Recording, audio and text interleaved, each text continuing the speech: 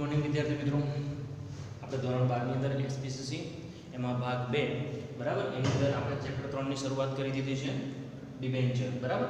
તો ડિબેન્ચર વિશે પણ આપણે થોડી માહિતી મેળવી ચૂકી હતી. એની વ્યાખ્યા શું હતી? તો સર ફ્રાન્સિસ શું કહેતા હતા કે ડિબેન્ચર એ શું છે કે કંપનીના સામાન્ય મોહરથી અંકિત થયેલો, કંપનીની સામાન્ય મોહરથી અંકિત થયેલો શું છે તો કંપનીના દેવાનો સ્વીકાર કરતો દસ્તાવેજ છે, કે કંપનીનું દેવું કેટલું છે એનો સ્વીકાર કરતો દસ્તાવેજ છે. એવું કોણે કહેવાતું હતું? તો સર ફ્રાન્સિસ પામરે આપણને જણાવ્યું હતું. મતલબ કે એની વ્યાખ્યા આપણે જોઈ હતી. સાથે સાથે આપણે એના પ્રકારો જોયા હતા બરાબર છે. તો આપણે એના 4 પ્રકારો જોયા હતા. કયા કયા હતા? તો ગીરો ડિબેન્ચર, પછી સંપૂર્ણ રૂપાંતરણ ક્ષમ ડિબેન્ચર, અંશતઃ રૂપાંતરણ ક્ષમ ડિબેન્ચર અને બિન રૂપાંતરણ ડિબેન્ચર બરાબર. તો એના પ્રકારો વિશે માહિતી મેળવી હતી. ત્યારબાદ આપણે ડિબેન્ચર બહાર પાડવાની વિધિ જે હતી એના વિશેની પણ આપણે માહિતી મેળવી હતી. એની અંદર વિધિમાં આપણે શું શું જોયું હતું? તો ડિરેક્ટર મંડળની સભામાં ઠરાવ પસાર પહેલા કરવામાં આવે છે, ત્યારબાદ કંપનીની સામાન્ય સભામાં ઠરાવ પસાર કરવામાં આવે છે, ત્યારબાદ સેબીની મંજૂરી લેવામાં આવે છે, વિજ્ઞાપન પત્ર બહાર પાડવામાં આવે છે બરાબર. ત્યારબાદ આપણે શું જોયું હતું? તો ડિબેન્ચર ટ્રસ્ટીની નિમણૂક કરવામાં આવે છે, બાંહેધરી દલાલો સાથે કરાર કરવામાં આવે છે, સિવિલ બેંકમાં ખાતું ખોલાવવું પડે છે, શેર બજારમાં નોંધણી કરાવવી પડે છે, ડિબેન્ચર વહેંચણી પત્રક તૈયાર કરવું પડે છે, અને છેલ્લે જોયું હતું કે ડિબેન્ચરના પ્રમાણપત્રો. શું જોયું હતું આપણે? તો ડિબેન્ચરના પ્રમાણપત્રો વિશે આપણે માહિતી મેળવી, એટલે કે ડિબેન્ચરના પ્રમાણપત્રો આપવામાં આવે છે. આ બધી વિગતો વિશે આપણે માહિતી મેળવી છે બરાબર. તો હવે ડિબેન્ચરના પ્રકારો કયા છે? સોરી, ડિબેન્ચરના અધિકારો કયા કયા છે? ડિબેન્ચર હોલ્ડરો જે છે એમને કેવા પ્રકારના અધિકારો આપવામાં આવ્યા છે એ આપણે જોવાનું છે બરાબર. તો જે લોકોએ ડિબેન્ચર ખરીદ્યા છે, જે લોકો ડિબેન્ચર ધારક છે અથવા તો જે ડિબેન્ચર હોલ્ડરો છે એમને બરાબર કેટલાક અધિકારો છે, તે કયા કયા અધિકારો છે અને કેવી રીતે અપાય છે એના વિશે માહિતી મેળવી. તો પહેલું તો ડિબેન્ચર હોલ્ડરોના શું છે તો લેણદારો છે. હવે કેમ લેણદારો છે ડિબેન્ચર હોલ્ડરો? તો એણે કંપનીને દેવું મીન્સ કે નાણાં દીધા છે ડિબેન્ચર ખરીદીને, એટલે એક પહેલાથી લેણદારો થયા. પછી કંપની અને ડિબેન્ચર વચ્ચે કેવો સંબંધ થયો? તો લેણદાર દેવાદારનો સંબંધ થયો. અહીંયા આગળ ડિબેન્ચર હોલ્ડરો લેણદાર બની ગયા છે અને જ્યારે કંપની દેવાદાર બની છે અને પૈસા ચૂકવવાના છે જેણે એને ડિબેન્ચર ખરીદ્યા છે એ લોકોને બરાબર છે. દાખલા તરીકે અહીંયા આગળ હું ડિબેન્ચર ખરીદું છું તો હું પોતે હવે કંપનીનો લેણદાર થયો છું બરાબર છે. કંપનીએ મને પૈસા આપવાના છે, મેં ખરીદ્યા છે બરાબર, એ સર્ટિફિકેટ ખરીદ્યા ડિબેન્ચર, એટલે હું ડિબેન્ચર હોલ્ડર બની ગયો. એટલે મારે શું કરવાનું છે?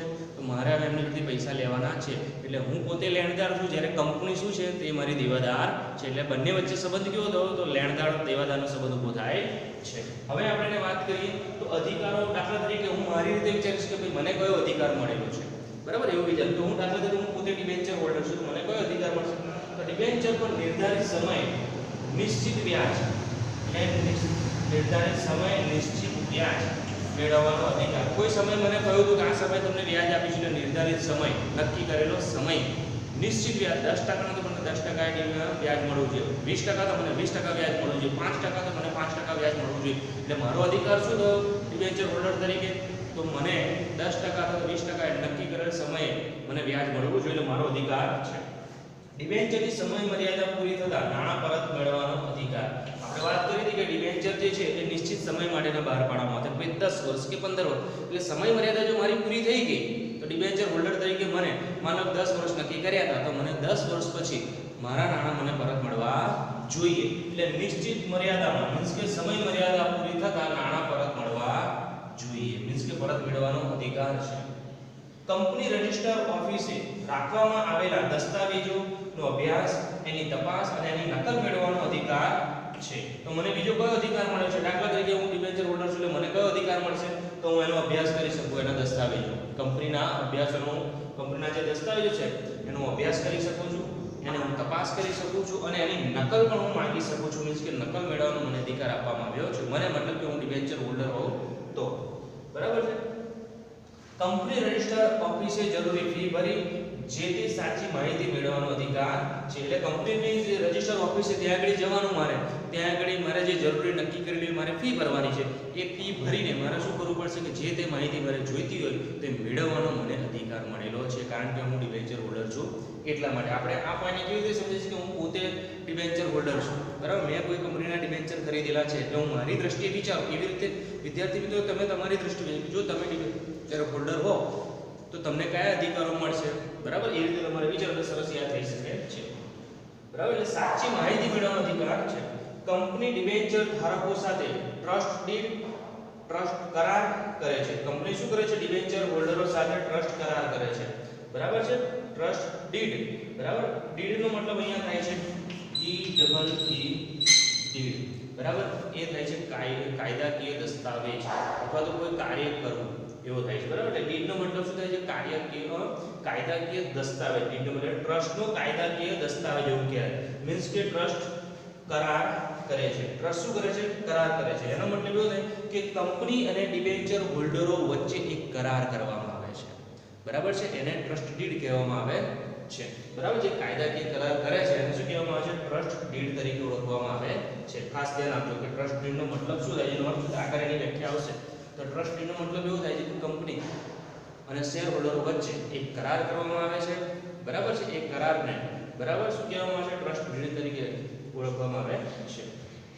તેની જોગવાઈઓ મુજબ આ કામગીરી થાય છે કે કેમ તેની જાણકારી મેળવવાનો અધિકાર છે. એટલે જે કરારો થયા છે ટ્રસ્ટ ડીડની અંદર, બરાબર, એ જે કરાર કરવામાં આવ્યા હતા ટ્રસ્ટની અંદર, બરાબર, ટ્રસ્ટીની અંદર કરાર કર્યા કે કંપની અને ડિબેન્ચર હોલ્ડરો વચ્ચે બંને વચ્ચે કરાર થયો, તો એ જે કરાર કર્યા હતા એ કરાર પ્રમાણે કામ થયું કે નહીં, બરાબર છે? તો એ પ્રમાણે કામ થવું જોઈએ. કહ્યું હતું કે તમારા જે નાણાં છે એ અમે આ નવા પ્રોજેક્ટમાં નાખીશું, તો એ નવા પ્રોજેક્ટમાં નાણાં નાખ્યા કે નહીં, બરાબર છે? એ કરારમાં લખ્યું તે પ્રમાણેનું કામ થયું કે નહીં, બરાબર, એ બતાવવામાં આવે છે. મીન્સ કે જાણવાનો અધિકાર છે. ડિબેન્ચર હોલ્ડરને તેમના હિતોનું રક્ષણ કરવા માટે ડિબેન્ચર ટ્રસ્ટીની નિમણૂક કરવાનો અધિકાર છે. એટલે ડિબેન્ચર હોલ્ડર, દાખલા તરીકે હું ડિબેન્ચર હોલ્ડર છું તો મારે મારા ટ્રસ્ટીની નિમણૂક કરવાનો અધિકાર મને મળેલો છે. કારણ શું છે કે ભાઈ અલગ અલગ વ્યક્તિ, અલગ અલગ શહેર હોય, ગામ હોય કે સિટી હોય, કોઈ અલગ અલગ લોકોએ ડિબેન્ચર ખરીદ્યા, કોઈ ભેગા તો નથી, બરાબર? એ બધા એક સાથે તો નથી. એટલા માટે શું થાય, તો એ બધા વતીનો ખ્યાલ કંપની કે બધાના રાખશે નહીં, એટલે એના વતી એક માણસ નિમવામાં આવે છે. એટલે આ ડિબેન્ચર હોલ્ડરો શું કરે છે? એમના વતી એક ટ્રસ્ટની નિમણૂક કરવામાં, ટ્રસ્ટ જે છે ટ્રસ્ટી એની નિમણૂક કરે કે આ લોકોના હિતોનું ધ્યાન રાખે કે આ લોકોને કોઈ નુકસાન તો થતું નથી ને, બરાબર? એટલા માટે નિમણૂક કરવાનો અધિકાર આપવામાં આવ્યો છે. ત્યારબાદ છે કંપનીના સંચાલકો ડિબેન્ચર હોલ્ડરોને અસરકારક મહત્વના નિર્ણય લેતા પહેલા ડિબેન્ચર ટ્રસ્ટીની વિશ્વાસમાં લેવા પડે છે. શું કહે છે અહીંયા? આપણે એક અધિકાર આપવામાં આવ્યો છે કે કંપનીના સંચાલકો જે છે એ ડિબેન્ચર હોલ્ડરોને અસર કરતા મહત્વના જો નિર્ણયો લેતા હોય કે ભાઈ આના કારણે ડિબેન્ચર હોલ્ડરો છે એને નુકસાન થશે અથવા તેને વધારે ફાયદો થશે, એવું ક્યારેક બનતું હોય તો એ સમયે કંપનીના સંચાલકોએ ટ્રસ્ટીની નિમણૂક લેવી પડે.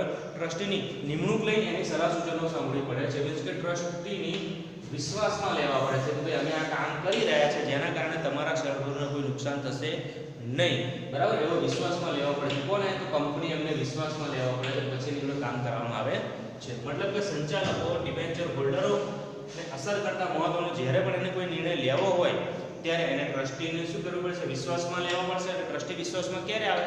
જ્યારે એના શેર હોલ્ડરો જે માણસો છે એગ્રી હોય ત્યારે, બરાબર? 8મા નંબરનો અધિકાર શું છે? તો કંપનીએ જે મિલકતો જામીનગીરીઓ અથવા તો ગીરવે આપેલ હોય તેની ટ્રસ્ટીમાં કરાયેલ જોગવાઈઓ પ્રમાણે સલામતી જળવાય તે જોવાનો અધિકાર, બરાબર છે? આમ તો આપણે જાણીએ છીએ કે ભાઈ ડિબેન્ચર એ કંપની માટે દેવું છે, એટલે લોકો ક્યારે ડિબેન્ચર ખરીદે કે એને વિશ્વાસ છે કે મારા સમય પૂરો થશે એટલે મને પૈસા મળી જવાના છે, બરાબર? એટલે એના માટે મિલકતો આપી હોય ડિબેન્ચર હોલ્ડરોને, બરાબર? એના નામે જ કરી, એટલે મતલબ કે ડિબેન્ચર ખરીદે એટલે એની ગણાય મિલકતો. જામીનગીરી આપી હોય, શેર, બોન્ડ એવું પણ આપેલું હોય, ગીરવી મૂકેલું હોય, એનો મતલબ એવો થાય છે ગીરવી મૂકેલું હોય ત્યારે ટ્રસ્ટ ડીમાં કરેલા કરાર કરેલી જોગવાઈઓ પ્રમાણે સલામતી જળવાય તે જોવાનો અધિકાર, બરાબર? કે ભાઈ અમને નુકસાન થતું નથી ને, અમારી મિલકતો અમને જે બતાવી હતી કંપની કે એ પ્રમાણેની મિલકતો છે તે પ્રમાણે છે કે નહીં, એમાં દેવું વધી તો નહીં ગયું ને, બરાબર છે? એ બધી જ જોવાની અને સલામતી જાળવવાની જવાબદારી, બરાબર, કોની હોય છે? તો કંપનીની હોય છે ને એ રીતે એ સલામતી છે કે નહીં એ જાણવાનો અધિકાર અહીંયા ડિબેન્ચર હોલ્ડરોને હોય. જામીનગીરી પેટે આપેલ મિલકતો ટ્રસ્ટીની જોગવાઈઓને જો ભંગ કરે, શરતોનું પાલન ન કરે તેવા સંજોગોમાં કાયદેસરની કાર્યવાહી કરવાનો અધિકાર છે. તો કાયદેસરની કાર્યવાહી કરી શકે છે જે ડિબેન્ચર હોલ્ડરો છે.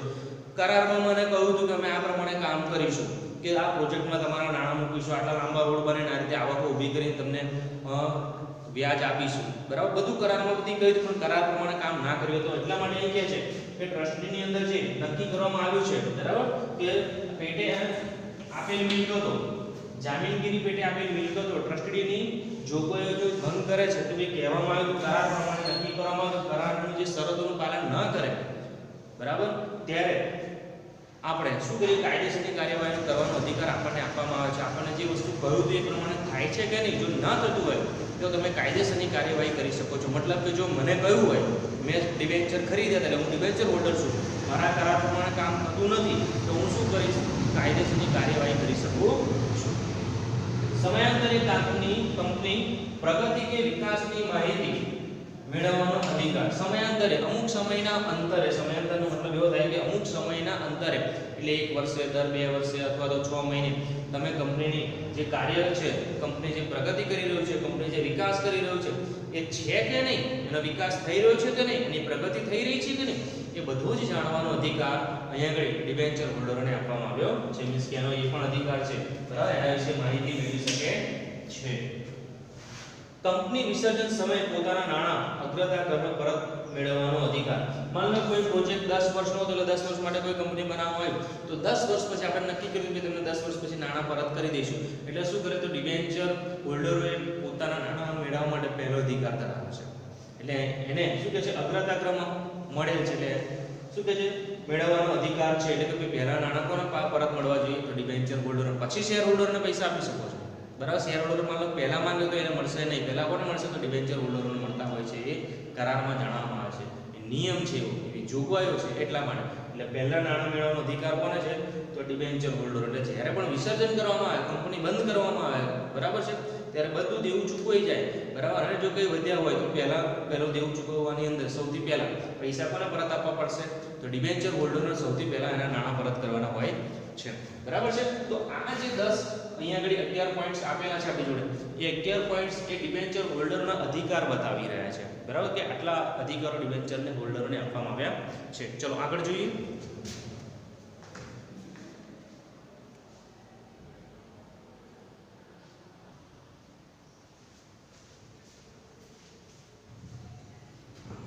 હવે આપણે વાત કરીએ છીએ કે ડિબેન્ચર ટ્રસ્ટ ડીડ, એટલે કે ડિબેન્ચર ટ્રસ્ટ ડીડ, બરાબર. આનો મતલબ થાય છે કાયદાકીય દસ્તાવેજો, બરાબર. એનો મતલબ શું થાય છે કાયદાકીય દસ્તાવેજો. ડિબેન્ચર એ કંપનીનું દેવું છે. ડિબેન્ચર આપણે જાણીએ છીએ કે ડિબેન્ચર બહાર પાડ્યા જે લોકોએ ખરીદ્યા છે, બરાબર, એ કંપની પાસે પૈસા માંગે છે, કંપનીને ઉછીના પૈસા આપે છે. કંપની ડિબેન્ચર હોલ્ડરોને આ દેવા સામે મિલકતોની જામીનગીરી આપે છે. કંપનીએ દેવું ઊભું કર્યું છે, બરાબર છે, પૈસા લીધા છે, પણ ડિબેન્ચર હોલ્ડરોને શું આપે છે તો જામીનગીરી આપે છે, મિલકત તરીકે જામીનગીરીઓ આપે છે, બરાબર છે. એટલે જ્યારે પણ ડિબેન્ચર બહાર પડે એટલે જે લોકો ડિબેન્ચર ખરીદે એને કંપનીને નાણાં આપ્યા છે અને એની સામે કંપની શું આપે છે એની મિલકતો આપે છે, મીન્સ કે ગીરવે મૂકે છે એવું કહેવાય છે. ભારતીય કંપની ધારા પ્રમાણે કંપની અને ડિબેન્ચર ધારકો વચ્ચે કાયદેસરનો કરાર કરવામાં આવે છે. શું કરવામાં આવે છે કાયદેસરનો કરાર કરવામાં આવે છે અને તેની કંપની રજિસ્ટર સમક્ષ નોંધણી કરાવવામાં આવે છે. એટલે ડિબેન્ચર હોલ્ડરો અને કંપની એ બંને વચ્ચે કાયદેસર કરાર થાય અને એ કરારની નોંધણી ક્યાં કરાવવાની છે તો કંપની રજિસ્ટર સમક્ષ એની નોંધણી કરાવવાની હોય છે, બરાબર. એટલે એના ઉપરથી વ્યાખ્યા બની. શું વ્યાખ્યા બને, શાના માટેની આપણે અર્થ કાઢીએ છીએ તો ટ્રસ્ટીનો મતલબ શું થાય છે, ડિબેન્ચર ટ્રસ્ટીનો મતલબ શું થાય છે તો શેર ધારકો મીન્સ કે કંપની અને શેર ધારકો ડિબેન્ચર ધારકો વચ્ચે કાયદેસરનો કરાર કરવામાં આવે છે અને એ કરાર તેમની કંપની રજિસ્ટર સમક્ષ નોંધણી કરવામાં આવે છે. દાખલા તરીકે અહીંયા આગળ હું ડિબેન્ચર ખરીદું છું એટલે મારા અને કંપની વચ્ચે એક કાયદેસરનો કરાર કરવામાં આવશે. એ કરાર અમારે ક્યાં નોંધાવવાનો છે તો કંપની રજિસ્ટર સમક્ષ અમારે એની નોંધણી કરાવવાની છે, બરાબર. એટલે કંપની અને ડિબેન્ચર ધારકો વચ્ચે નક્કી કરવામાં આવતી શરતોના કરારને એટલે કંપની અને ડિબેન્ચર ધારકો વચ્ચે જે કરાર કરવામાં આવ્યો છે એ કરાર મીન્સ કે જે શરતો કરવામાં આવી છે એ શરતોના કરારને જે શરતો નક્કી કરવામાં આવી છે એ શરતોના કરારને ટ્રસ્ટ ડીડ એટલે ટ્રસ્ટ કરાર, બરાબર, ટ્રસ્ટ ડીડ કહી શકાય, ટ્રસ્ટ કરાર કહી શકાય અથવા તો ટ્રસ્ટ ન્યાય કરાર તરીકે પણ ઓળખવામાં આવે છે. એટલે ટ્રસ્ટ ડીડના બીજા બે નામ છે, ટ્રસ્ટ કરાર અથવા તો ટ્રસ્ટ ન્યાય તરીકે પણ ઓળખવામાં આવે છે. એટલે ખાસ યાદ રાખવાનું છે તમારે કે કંપની અને ડિબેન્ચર વચ્ચે નક્કી કરવામાં આવતી જે શરતો છે એના કરારને ટ્રસ્ટ ડીડ, ટ્રસ્ટ કરાર કે પછી ટ્રસ્ટ ન્યાય કરાર તરીકે પણ ઓળખવામાં આવે છે. કંપનીના ડિબેન્ચર હોલ્ડર જુદી જુદી જગ્યાએ બિનસંગઠિત રીતે વહેંચાયેલા હોય છે. શું હોય છે કે દાખલા તરીકે મેં એકલા બધા ડિબેન્ચર ખરીદ્યા છે, અલગ અલગ લોકોએ ખરીદ્યા હોય છે, અલગ અલગ જગ્યાએ રહેતા હોય છે, અલગ અલગ સ્થાન સંસ્થામાં અથવા તો કોઈ જગ્યાએ રહેતા હોય છે. તો એ બધા વતી મતલબ કે કંપનીના ડિબેન્ચર હોલ્ડરો જુદી જુદી જગ્યાએ બિનસંગઠિત, એ લોકો સંગઠિત નથી, છૂટાછવાયા છે, રીતે વહેંચાયેલા હોય છે. આ સંજોગોમાં તેમના હિતનું રક્ષણ કરવા માટે, એટલે એમનું જે હિત છે એને કોઈ નુકસાન ના થાય એના માટે ટ્રસ્ટ ડીડની જોગવાઈ પ્રમાણે, શું કહે છે, ટ્રસ્ટ ડીડની જોગવાઈ પ્રમાણે પ્રતિનિધિ તરીકેની કેટલીક પ્રતિષ્ઠિત વ્યક્તિઓને, પ્રતિનિધિ તરીકે બધા વતી કોઈ એક માણસ કામ કરે એવો, બરાબર, પ્રતિનિધિત્વ તરીકેની કેટલીક પ્રતિષ્ઠિત વ્યક્તિની ટ્રસ્ટી તરીકે નિમણૂક કરવામાં આવે છે. વ્યક્તિ પણ કેવો હોય છે, પ્રતિષ્ઠિત વ્યક્તિ હોવો જોઈએ, બરાબર. ચીલાચાલો માણસ ચાલે નહીં કે જેને વધારે જ્ઞાન હોય ડિબેન્ચર અને કંપનીઓ વિશે, એવો માણસ વ્યવસ્થિત. તો પ્રતિનિધિ તરીકે કેટલીક પ્રતિષ્ઠિત વ્યક્તિઓને ટ્રસ્ટી તરીકે નિમણૂક કરવામાં આવે છે.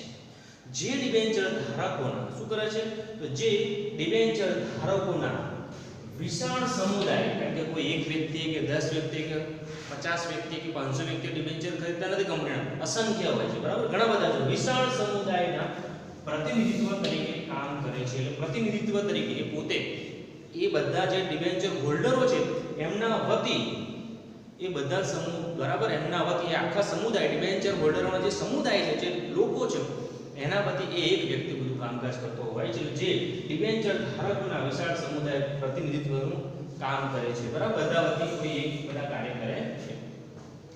આ ડિબેન્ચર ટ્રસ્ટીઓ ડિબેન્ચર ધારકોના વિશ્વાસ સંપાદન કરે છે. વિશ્વાસ સંપાદન એટલે એ લોકોનો વિશ્વાસ જાળવી રાખવો, વિશ્વાસ જે મૂક્યો છે એ વિશ્વાસ તૂટે નહીં, એને સંપાદન કર્યું કહેવાય. એટલે આ ડિબેન્ચર ટ્રસ્ટીઓ ડિબેન્ચર હોલ્ડરનો વિશ્વાસ જાળવી રાખે છે, વિશ્વાસ વધારે છે અને તટસ્થ રીતે એમના હિતોનું રક્ષણ માટે કાર્ય કરે છે, બરાબર. ટ્રસ્ટીનું કામ શું છે, તો એમના બધા વતી કામ કરવાનું. કેવી રીતે કરવાનું છે, તો વિશ્વાસ તૂટે નહીં એવી રીતે, તટસ્થ નીતિથી, સ્પષ્ટ રીતે સારું કામ કરવાનું છે અને એમના હિતોનું રક્ષણ કરવાનું કામ એ ટ્રસ્ટી જે છે, પ્રતિનિધિ જે બન્યો છે બધા વતી, એ કામ કરતો હોય છે.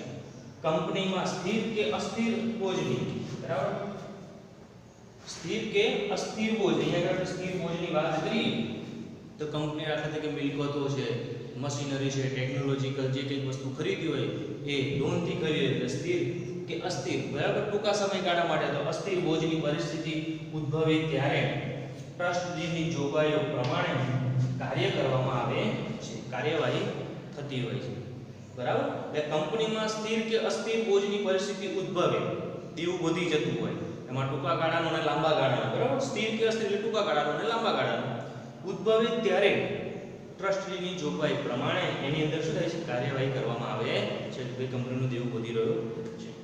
ટ્રસ્ટની રજિસ્ટ્રાર સમક્ષ નોંધણી થયા પછી, બરાબર, નોંધણી ક્યાં કરવાની હોય છે, રજિસ્ટ્રાર સમક્ષ. ટ્રસ્ટની રજિસ્ટ્રાર સમક્ષ નોંધણી થયા પછી જે તેમાં કોઈ ફેરફાર કરવા હોય તો તે ડિબેન્ચર હોલ્ડરની સામાન્ય સભા બોલાવીને તેમની સહમતિ મેળવ્યા પછી જ ફેરફારો કરી શકાય છે. જો તમારે ટ્રસ્ટીના જે નિયમો બનાવવામાં આવે છે, બરાબર, એમાં જો તમારે કોઈ ફેરફાર કરવા હોય તો તમારે રજિસ્ટર સમક્ષ એની નોંધણી કરાવવાની હોય છે અને જે ડિબેન્ચર હોલ્ડરો છે એની સામાન્ય સભામાં, બરાબર, સભા બોલાવી પડે, એમાં ઠરાવ પસાર કરવો પડે છે અને શેર ડિબેન્ચર હોલ્ડરો એગ્રી થાય, સહમત થાય, ત્યાર પછી એ ટ્રસ્ટની અંદર સુધારો, વધારો અથવા ફેરફારો કરી શકાય છે, બરાબર છે. તો અહીંયા તમારે ધ્યાન આપવાનું છે કે ભાઈ ટ્રસ્ટ ડીડ, બરાબર, એની વ્યાખ્યા શું છે, તો કંપની અને ડિબેન્ચર ધારકો વચ્ચે નક્કી કરવામાં આવતી શરતોના કરારને ટ્રસ્ટ ડીડ એટલે કે ટ્રસ્ટ કરાર તરીકે કે ન્યાય, બરાબર, ટ્રસ્ટ ન્યાય કરાર તરીકે ઓળખવામાં આવે છે, બરાબર. તો આ તમારે ધ્યાન રાખવાનું છે.